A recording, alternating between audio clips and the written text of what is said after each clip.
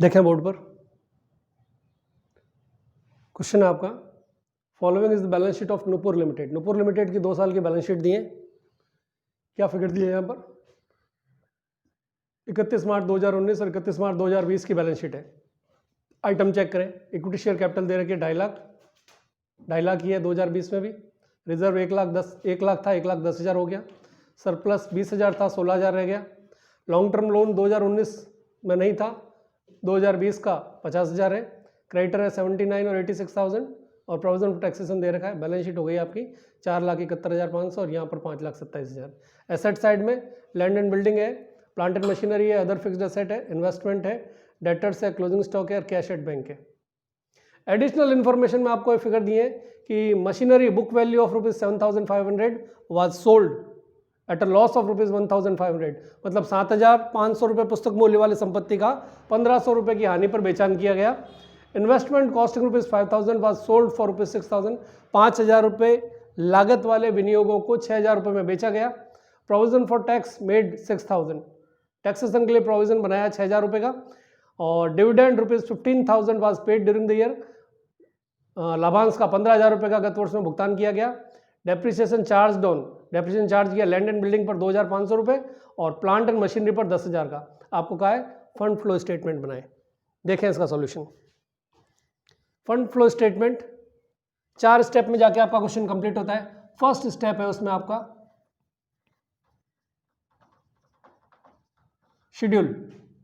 Schedule of change in working capital.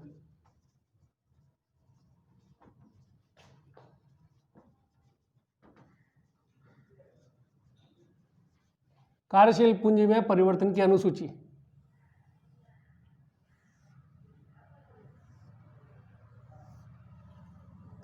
ये इसका set format है। ये हो गया आपका पर्टिकुलर्स। ये आ जाएगा आपका ईयर 31 मार्च 2019 है, ये 31 मार्च 2020 हो जाएगा। और यहाँ बता देंगे हम चेंजेस, वर्किंग कैपिटल इंक्रीज हुई या वर्किंग कैपिटल डिक्रीज हुई। ये है आपका schedule of change in working capital. Working capital मतलब difference of current asset and current liabilities. Working capital में भी defined as surplus of current asset over current liabilities. तो यहाँ पर चेक करते हैं हम दोनों डेट्स को, आपकी वर्किंग कैपिटल की पोजीशन क्या थी। सबसे पहले हम ले लेते हैं करंट एसेट। चेक कर लें बैलेंस शीट में करंट एसेट कौन कौन सी है। लैंड बिल्डिंग है, plant machinery, other fixed asset है, इन्वेस्टमेंट है। अब इन्वेस्टमेंट में एक ट्रांजैक्शन हुआ है। इन्वेस्टमेंट को आप करंट एसेट तभी मानेंगे जबकि क्लियरली मेंशन हो कि ये तो ट्रेड इन्वेस्टमेंट है या फिर शॉर्ट टर्म इन्वेस्टमेंट है। जब क्लैरिफिकेशन नहीं हो तो आप इसको फिक्स्ड एसेट या नॉन करंट एसेट ही मानकर ट्रीट करेंगे। डेटर्स है, क्लोजिंग स्टॉक है और कैश एट बैंक है। 3 आइटम दिए आपको करंट एसेट में, तीनों को नोट डाउन कर लें। डेटर्स है, closing stock, cash and bank balance. ये हो जाएगा आपका सम ऑफ करंट एसेट। आइटम ले लें। डेटर्स 85,000, यहाँ हो गया 97,500, 97,500। ये 1 लाख, ये हो गया आपका 95,000। ये है 51,500 कैश एट बैंक बैलेंस और यहाँ पर हो गया 49,000। टोटल कर लें 5 और 1 6, 8 5 13 का 3 हासिल 1, 2,36,500। यहाँ कितना आएगा 500। ये हो गया 7 5 12 9 21 2 20 24, 2,41,500।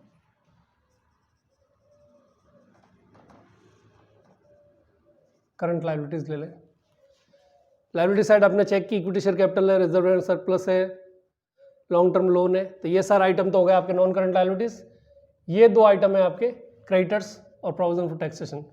प्रोविजन फॉर टैक्सेशन और प्रपोज डिविडेंड, ये 2 आइटम है जिनको आप 2 तरीके से ट्रीट कर सकते हैं। Provision for taxation and propose dividend, these item can be treated as current liabilities as well as appropriation of profit. इनको लाभों का नियोजन अथवा करंट लायबिलिटीज मानकर दोनों तरीके से ट्रीट किया जा सकता है। मैं आपको दोनों तरीके समझा देता हूँ। पहले हम लेते हैं while we have assumed provision for taxation as current liabilities. जब हमने प्रोविजन फॉर टैक्सेशन को करंट लायबिलिटीज माना है तो क्वेश्चन का सॉल्यूशन कैसे निकलेगा।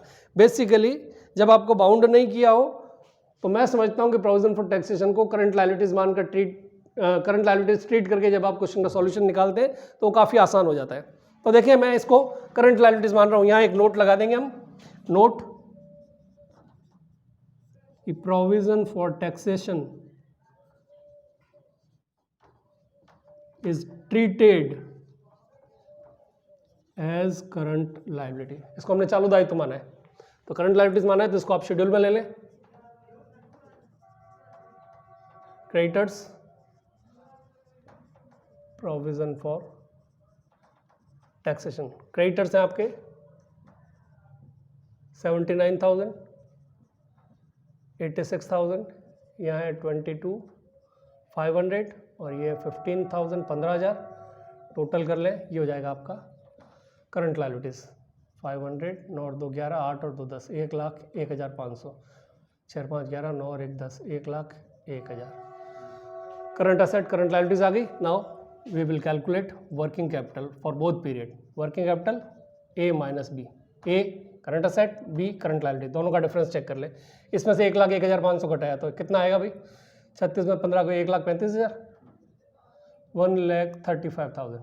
यहाँ 1,01,000 गया तो 1,40,500। वर्किंग कैपिटल 2019 31 मार्च 2019 को थी आपकी 1,35,000, वहीं वर्किंग कैपिटल 31 मार्च 2020 को बढ़कर हो गई 1,40,500। मतलब increase in working capital, increase in working capital कितना इंक्रीज हुआ? 5,500 का, 5,500 रुपये वर्किंग कैपिटल इंक्रीज हुई है। टोटल करते हैं 1,40,500, 1,40,500। अब आइटम वाइज डिटेल देना है आपको कि एक पर्टिकुलर एसेट या लायबिलिटीज के घटने या बढ़ने से वर्किंग कैपिटल में क्या प्रभाव पड़ा, क्या इफेक्ट हुआ। तो देखिए गोल्डन रूल मैंने आपको बताया कि करंट एसेट बढ़ती है तो करंट एसेट बढ़ती है तो वर्किंग कैपिटल बढ़ती है। इस चीज़ को आप ध्यान रखें। 85,000 थे डेटर्स, बढ़कर 97,500 गए तो वर्किंग कैपिटल बढ़ती है। कब? जबकि करंट एसेट बढ़ती है। तो डेटर के बढ़ने का प्रभाव क्या हुआ? वर्किंग कैपिटल बढ़ गई। डेटर के बढ़ने से वर्किंग कैपिटल बढ़ गया। क्लोजिंग स्टॉक 1 लाख था, 95,000 रह गया, यानी 5,000 की कमी आई। करंट एसेट घटती है तो वर्किंग कैपिटल घटती है। कैश एट बैंक 51,500 था, 49,000 रह गया, तो कितना? 1 और 1 2,500 रुपये घटा तो वर्किंग कैपिटल कम हो गई। लायबिलिटी में उल्टा हो जाएगा। 51,500 था कैश इन बैंक बैलेंस, 49,000 रह गया, मतलब कितनी कमी आई? 2,500 की कमी आई। क्रेडिटर 79,000 थे, लायबिलिटी बढ़ती है तो वर्किंग कैपिटल घटती है। लायबिलिटी बढ़ी तो वर्किंग कैपिटल घटेगी, कितना? 6 और 1 7,000 रुपये। यहाँ पर provision for taxation, provision for taxation 22,500 का था, 15,000 हो गया।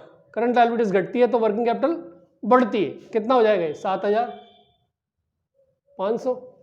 और लास्ट में ये जो इंक्रीज इन वर्किंग कैपिटल था इसको डिक्रीज वाले कॉलम में लिख दें ताकि टोटल आपकी मैच कर जाए। 12 और 7 19 और 1 20,000।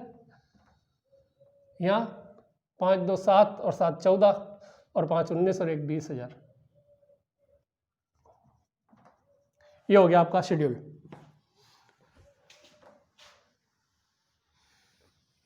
Schedule of change in working capital. इसके बाद कुछ सब्सिडियरी अकाउंट आपको बनाने होते हैं ताकि कोई मिसिंग इन्फॉर्मेशन है, रिलेवेंट इन्फॉर्मेशन है, वो हम फाइंड आउट कर सके। आइटम वाइज चेक करते हैं। इक्विटी शेयर कैपिटल 2,50,000 था, 2,50,000 है, there is no change in capital. Second reserve था आपका, ये काम में आएगा, हम निकालेंगे फंड्स फ्रॉम ऑपरेशन में तब काम में आएगा। सरप्लस भी तभी काम में आएगा। लॉन्ग टर्म लोन को ध्यान से देखें, यहाँ 31 मार्च 2019 को इसका बैलेंस था 0, 50,000 हो गया 31 मार्च 2020 को, इसका मतलब 50,000 का लोन करंट ईयर में लिया गया। तो ये तो मामले क्लियर है, यहाँ पर ऐसा कुछ बात है नहीं। लैंड एंड बिल्डिंग 90,000 था, 1 लाख हो गया, तो बढ़ोतरी हुई है। और एडिशनल इन्फॉर्मेशन में ये भी कहा है कि लैंड एंड बिल्डिंग पर आपने डेप्रिसिएशन चार्ज किया है, कितना? 2,500। 2,500 का आपने डेप्रिसिएशन चार्ज किया है, तो चेक कर लेते हैं लैंड एंड बिल्डिंग अकाउंट बनाकर और भी कोई ट्रांजैक्शन है क्या इसमें। ये लैंड एंड बिल्डिंग अकाउंट,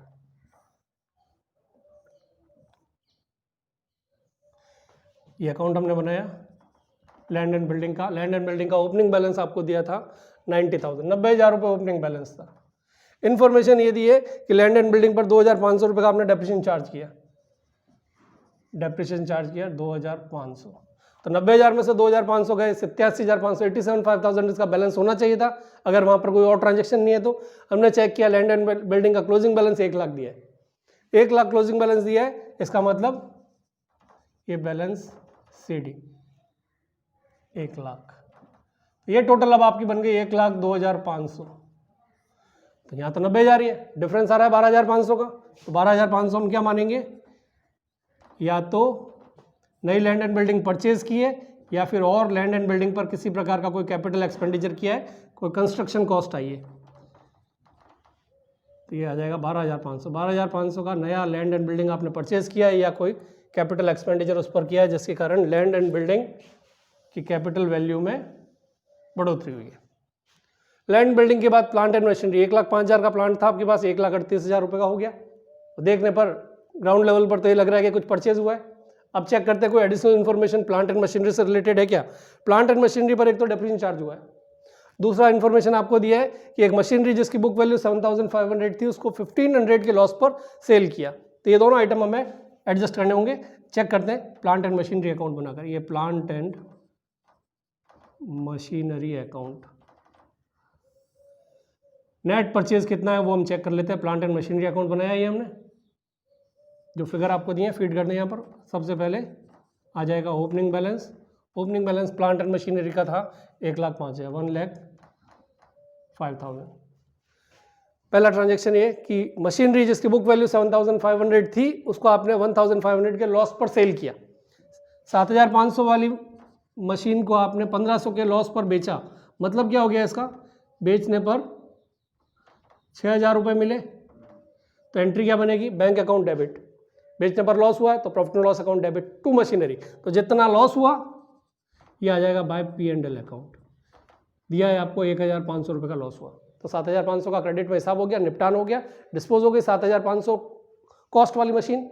आगे फर्दर ये आपको और कहा है कि प्लांट एंड मशीनरी पर आपने 10,000 का डेप्रिसिएशन चार्ज किया है, ये depreciation account debit to plant and machinery. फिर क्लोजिंग बैलेंस आपको दिया 1,38,000। क्लोजिंग बैलेंस उल्टा लिखते हैं, डेबिट का होता है तो क्रेडिट साइड में लिखेंगे। तो क्रेडिट साइड में लिखें बाय बैलेंस CD। कितना है फिगर, 1,38,000।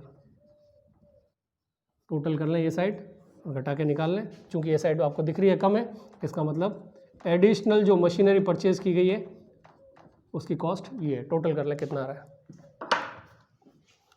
7,500 तो ये 17,500 हो गया। 17,500 मतलब 1,55,500।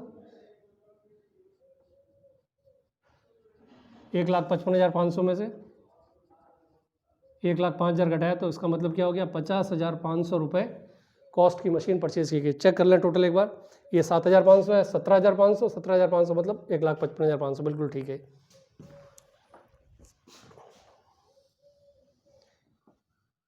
और चेक करें, लैंड एंड बिल्डिंग हो गया, प्लांट एंड मशीनरी हो गया, अदर फिक्स्ड एसेट है 15,000, 22,500 हो गई, यानी 7,500 की अदर फिक्स्ड एसेट आपने परचेज किए। इन्वेस्टमेंट 25,000 के थे, 25,000 की हैं, लेकिन एक इन्फॉर्मेशन यहाँ पर दी है कि investment costing ₹5,000 was sold for ₹6,000। Investment आपका शॉर्ट टर्म इन्वेस्टमेंट नहीं है ये, ठीक है ना। क्योंकि हमने इसको शेड्यूल में भी नहीं लिया है तो यहाँ पर एक इन्वेस्टमेंट अकाउंट बना लें। ये बनाया हमने इन्वेस्टमेंट अकाउंट। ओपनिंग बैलेंस इसका दिया है 25,000 और क्लोजिंग बैलेंस भी 25,000 है, लेकिन ट्रांजैक्शन है इसमें कुछ, सेल किया है आपने। तो सबसे पहले हमने ओपनिंग बैलेंस लिखा 25,000। इन्फॉर्मेशन ये है कि investment costing ₹5,000 was sold for ₹6,000। 5,000 रुपये लागत वाले विनियोगों को 6,000 रुपये में बेचा गया। बेचा है तो पैसा मिला, ये बाय बैंक अकाउंट 6,000 रुपये मिले, प्रॉफिट हो गया। तो एंट्री क्या बनेगी, investment account debit to P&L account. 5,000 रुपये वाले को 6,000 में बेचा तो 1,000 का प्रॉफिट यहाँ आ गया। क्लोजिंग बैलेंस आपको दे रखा है, ये क्लोजिंग बैलेंस 25,000। अब ये तो हो रहा है 31,000। 31 यहाँ कम है, ये साइड का टोटल कर लें 31,000 और यहाँ आ जाएगा 31,000। ये आ जाएगा investment purchased during the year, balancing figure कितना आ रहा है 25 और 26,000, 5,000 का डिफरेंस है, ये 5,000, यानी 5,000 का इन्वेस्टमेंट करंट ईयर में परचेज किया गया। दो स्टेप हमारे हो गए, शेड्यूल हमने बना लिया, वर्किंग कैपिटल के डिफरेंस को बता रहा है, सब्सिडियरी अकाउंट बनाकर हमने पता कर लिया किस एसेट में कितना इन्वेस्टमेंट हुआ है, कितना परचेज हुआ है, कितना सेल हुआ है, उसको बेचने से कितना प्रॉफिट और कितना लॉस हुआ है। नेक्स्ट स्टेप होता है हमारा फंड्स फ्रॉम ऑपरेशन की कैलकुलेशन। ये लगाया हेडिंग हमने, calculation of funds from operation. संचालन से कितना कोष प्राप्त हुआ, संचालन से कितना कोष प्राप्त हुआ, इसकी कैलकुलेशन के लिए जरूरी है कि आपके पास करंट ईयर का प्रॉफिट अवेलेबल हो। बैलेंस शीट को चेक करें, क्या करंट ईयर का प्रॉफिट डायरेक्टली हमें प्रोवाइड किया गया है, रिजर्व दिया है, 1 लाख था 1,10,000 हो गया, मतलब ये तो क्लियर है 10,000 रुपये रिजर्व में ट्रांसफर हुआ है। सरप्लस जो दिया है वो 20,000 था, 16,000 रह गया, तो दोनों को कंपेयर कर रहे हैं। ये आपका सरप्लस था आपका करंट ईयर का, कंपेयर करेंगे प्रीवियस ईयर से। करंट ईयर का सरप्लस है 16,000, प्रीवियस ईयर का था 16,000, यानी सरप्लस में 4,000 की कमी आई। ये हो गया आपका profit during the year. Current year का प्रॉफिट नेगेटिव हो गया, कितना, 4,000 रुपये। करंट ईयर का प्रॉफिट 4,000 रुपये नेगेटिव। 3 आइटम इसमें ऐड करने अपने को। सबसे पहला आइटम आ जाएगा, क्या आता है, non cash non operating expenditure and appropriations.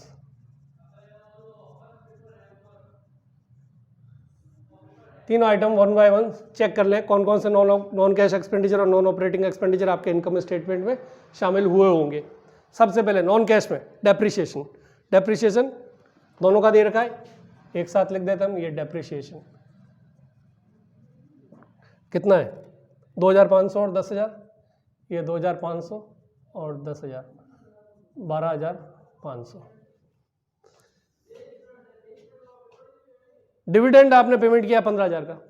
Dividend क्या होता है, अप्रोप्रिएशन ऑफ प्रॉफिट कहलाता है। ये डिविडेंड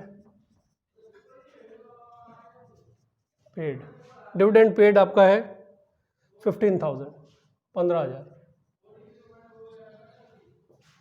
पहले आइटम को चेक करें, एडिशनल इन्फॉर्मेशन में 7,500 कॉस्ट वाली मशीन को लॉस पर बेचा गया।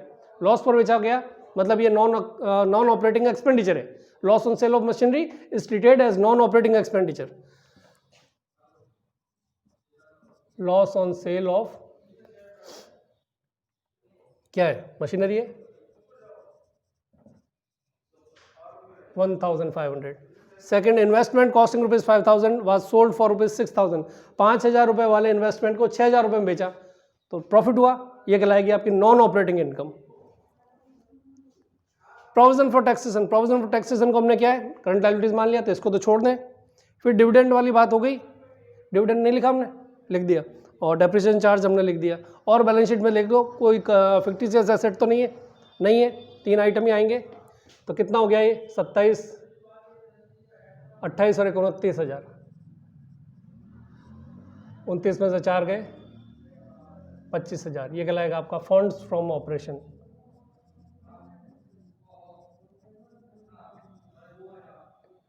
फंड्स फ्रॉम ऑपरेशन की कैलकुलेशन हो जाने के बाद फाइनल स्टेप पे आपको बनाना है फंड फ्लो स्टेटमेंट। ये बनाया हमने।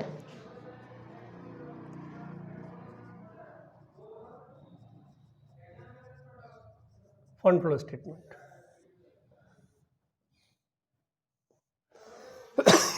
देखें, सबसे पहली बात तो फंड्स फ्रॉम ऑपरेशन कितना है। फंड्स फ्रॉम ऑपरेशन 25,000 है। ये हो जाएगा इसका सोर्सेज ऑफ फंड,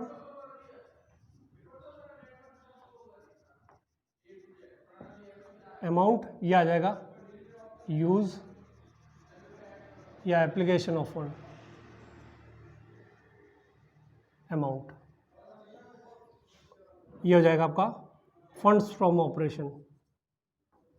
संचालन से इतना कोष प्राप्त हुआ, कितना है 25,000। सेकंड आपको चेक करना है शेड्यूल। शेड्यूल में क्या हुआ, इंक्रीज इन वर्किंग कैपिटल है। Increase in working capital will be treated as application of fund. ये इंक्रीज इन वर्किंग कैपिटल कितना है 5,500। और एडिशनल इंफॉर्मेशन वगैरह चेक करके फिल करना है यहाँ पर। Machinery book value of 7,500 was sold at a loss of 1,500। Machine को सेल किया तो पैसा मिला, एंट्री क्या बनेगी, bank account debit to machinery, ये सेल ऑफ मशीनरी। अमाउंट वो लिखना है जो वास्तव में रियलाइज हुआ, बेचने पर 1500 का नुकसान हुआ है, यानी बेचने से 6000 रुपये रियलाइज हुए। सेकंड लिखा है investment costing ₹5,000 was sold for ₹6,000, 5,000 रुपये लागत वाले विनियोगों को 6,000 में बेचा गया, तो बेचने से 6,000 मिला, तो sale of investment 6,000। Dividend ₹15,000 was paid, dividend को आपने पेमेंट किया है, ये डिविडेंड पेड, डिविडेंड पे किया कितना 15,000, 15,000। फिर लास्ट डेप्रिसिएशन चार्ज किया है, तो डेप्रिसिएशन चार्ज किया वो तो चला गया आपका फंड्स फ्रॉम ऑपरेशन की कैलकुलेशन में। अब सब्सिडियरी अकाउंट देख लो, लैंड एंड बिल्डिंग में आपने क्या किया था, परचेज किया लैंड एंड बिल्डिंग, कितना किया है 12,500 का, ये purchase of land and building, purchase of land and building कितना है 12,500। लैंड बिल्डिंग वाला मामला हो गया। प्लांट एंड मशीनरी को चेक करें, प्लांट मशीनरी को ये तो 6,000 रुपये रियलाइज हुए, बेचने पर प्राप्त हुआ वो हमने लिख दिया। यहाँ प्लांट एंड मशीनरी परचेज भी की गई है 50,500 की, ये purchase of plant and machinery 50,500। और चेक करें इन्वेस्टमेंट है, इन्वेस्टमेंट भी आपने परचेज किए 5,000 के,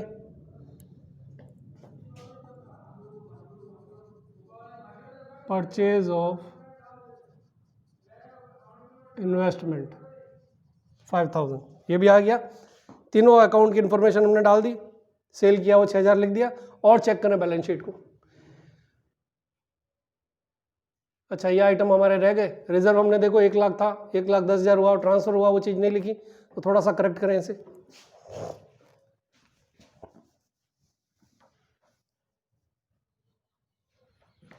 डेप्रिसिएशन लिखा है, डिविडेंड पेड लिखा है, loss on sale of machinery लिख दिया, लेकिन ये जो रिजर्व में ट्रांसफर हुआ है 10,000 ये रह गया लिखने से, ये ट्रांसफर टू रिजर्व 10,000, तो 12 कितना हो गया भाई, 27, 37, 38,000 हुआ।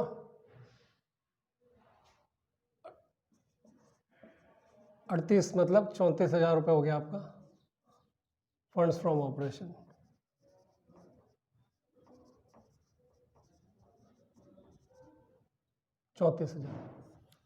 तो ये कर दो फंड्स फ्रॉम ऑपरेशन 34 ही आएगा, ये 12, 15, 27, 28, 29, 39 हो रहा है,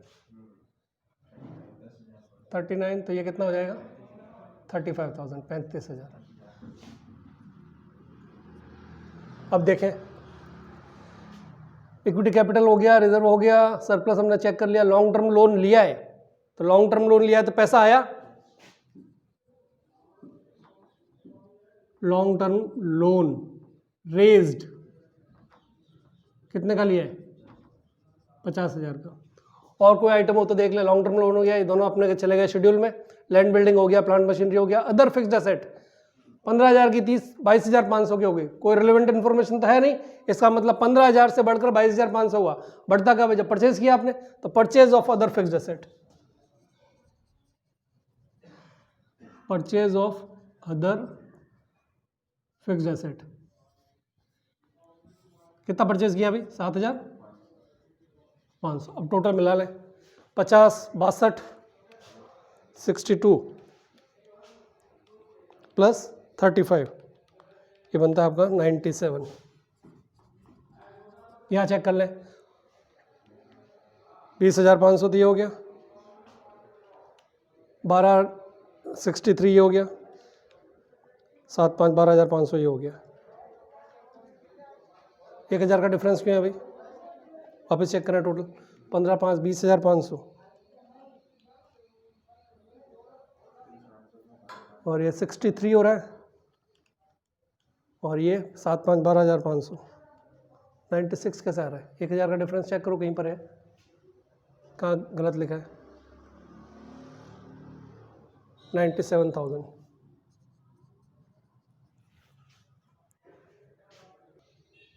हाँ देखें यहाँ पर मिस्टेक क्या है, 1,000 का डिफरेंस आ रहा है, तो एक आइटम हमारा रह गया ये वाला।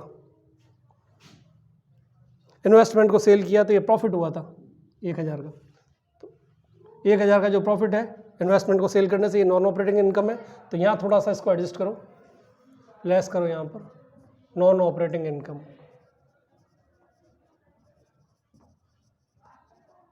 नॉन ऑपरेटिंग इनकम हेडिंग लगा दिया और यहाँ बता दें profit on sale of investment 1,000। तो आपका नेट फंड्स फ्रॉम ऑपरेशन आ जाएगा